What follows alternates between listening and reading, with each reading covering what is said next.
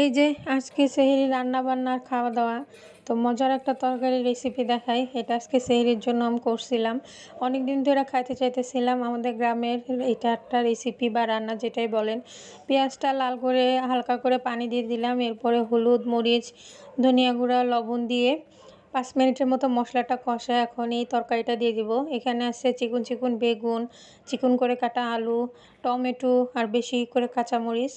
আর সাথে আছে মলা, ছোট ছোট মলা গুঁড়া মানে গুঁড়া মাছ, আর আছে বাইলা মাছ ২ টা মিলানো।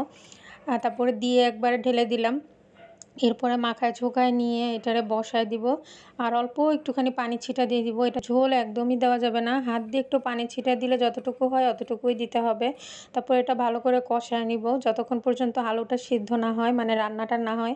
তো কষানো হয়ে যাওয়ার পরে এবার বিলাতি ধনিয়া পাতা দিয়ে দিল আম্মু উপর দিয়ে ছিটায়। এখন এটার একদম শুকায় নামায় ফেললে কিন্তু হয়ে গেল মজার এই পাঁচমিশালি বেগুনের গুঁড়া মাছের চচ্চড়ি। তো সেহরির সময় মাংস দিয়ে খাওয়া হইতেছিল, আর ভাল লাগতেছিল না।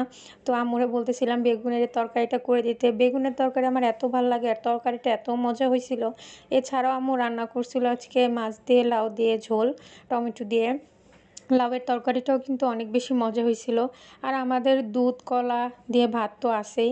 তো আমি আর ভাত টাত খাইতে পারি না, একটুখানি তরকারি দিয়ে খাইলে একদিনও। তো আম্মুর সাথে বসেছিলাম, আম্মু আবার দই নলা গুড় দিয়ে দুধ দিয়ে কলা দিয়ে ভাত খাওয়াই দিল। আর এটা ছাড়া তো আমাদের সেহরি হয় না।